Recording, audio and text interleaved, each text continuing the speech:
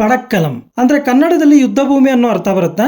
ಕಳೆದ ತಿಂಗಳು ಥಿಯೇಟರ್ ಅಲ್ಲಿ ರಿಲೀಸ್ ಆದ ಈ ಮಲಯಾಳಂ ಸಿನಿಮಾ ತಕ್ಕ ಮಟ್ಟಿಗೆ ಯಶಸ್ವಿಯಾಗಿತ್ತು. ಈಗ ಜಿಯೋ ಹಾಟ್ಸ್ಟಾರ್ ಅಲ್ಲಿ ಕನ್ನಡದಲ್ಲೂ ಕೂಡ ಅವೈಲಬಲ್ ಇದೆ. ನನಗೆ ಕನ್ನಡ ಡಬ್ಬಿಂಗ್ ಇಷ್ಟ ಆಯ್ತು ಕೂಡ.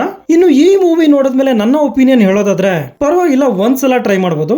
ನೀವು ಜುಮಾಂಜಿ ತರಹದ ಫ್ಯಾಂಟಸಿ ಸಿನಿಮಾಗಳನ್ನ ಇಷ್ಟಪಡೋರಾದ್ರೆ ಈ ಸಿನಿಮಾ ಕೂಡ ನಿಮ್ಗೆ ಇಷ್ಟ ಆಗುತ್ತೆ. ಇಲ್ಲಿ ಒಬ್ಬರ ದೇಹದಲ್ಲಿ ಮತ್ತೊಬ್ಬರು ಪರಕಾಯ ಪ್ರವೇಶ ಮಾಡೋದು ಹಾಗೂ ಬೇರೆಯವರ ದೇಹವನ್ನ ಕಂಟ್ರೋಲ್ಗೆ ತಗೊಳ್ಳೋದು, ಈ ತರದ ವಿಷಯಗಳನ್ನ ಫನ್ನಿ ವೇ ಅಲ್ಲಿ ಹೇಳೋದಕ್ಕೆ ಟ್ರೈ ಮಾಡಿದ್ದಾರೆ.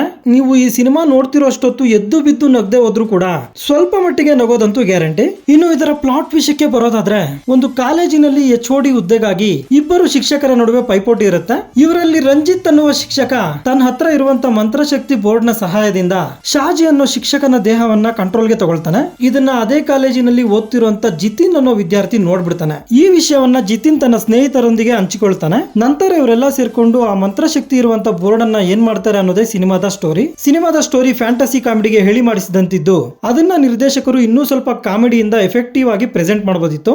ಆದ್ರೂ ಬೇರೆ ಮಲಯಾಳಂ ಸಿನಿಮಾಗಳಂತೆ ಈ ಸಿನಿಮಾ ನಿಮ್ಗೆಲ್ಲೂ ಬೋರ್ ಓಡಿಸಲ್ಲ. ಅದರಲ್ಲೂ ಬಾಡಿ ಸ್ವ್ಯಾಪಿಂಗ್ ಆದ್ಮೇಲೆ ಸಿನಿಮಾ ಒಳ್ಳೆ ಸ್ಪೀಡ್ ಅಲ್ಲಿ ಹೋಗುತ್ತೆ.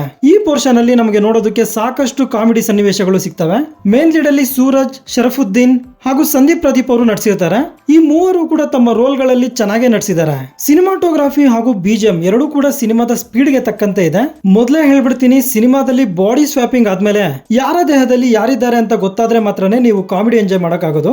ಸಿನಿಮಾದಲ್ಲಿ ಯಾವುದೇ ರೀತಿಯ ಅಡಲ್ಟ್ ಕಂಟೆಂಟ್ ಇರೋದಿಲ್ಲ. ಆರಾಮಾಗಿ ಫ್ಯಾಮಿಲಿ ಜೊತೆ ನೋಡಬಹುದು. ಒಟ್ಟಾರೆ ನೀವೇನಾದ್ರೂ ಫ್ಯಾಂಟಸಿ ಕಾಮಿಡಿ ಸಿನಿಮಾಗಳನ್ನ ಇಷ್ಟಪಡೋರಾದ್ರೆ ಈ ಸಿನಿಮಾನ ಒಂದ್ಸಲ ಟ್ರೈ ಮಾಡಬಹುದು. ಸೊ ಇದಾಗಿರುತ್ತೆ ಪಡಕ್ಕಲಂ ಸಿನಿಮಾದ ಬಗೆಗಿನ ನನ್ನ ಒಂದು ಒಪಿನಿಯನ್. ಈ ವಿಡಿಯೋ ನಿಮ್ಗೆ ಇಷ್ಟ ಆಗಿದ್ರೆ ಒಂದು ಲೈಕ್ ಕೊಟ್ಟು ನನ್ನ ಚಾನೆಲ್ ನ ಸಬ್ಸ್ಕ್ರೈಬ್ ಮಾಡ್ಕೊಳ್ಳಿ. Thank you.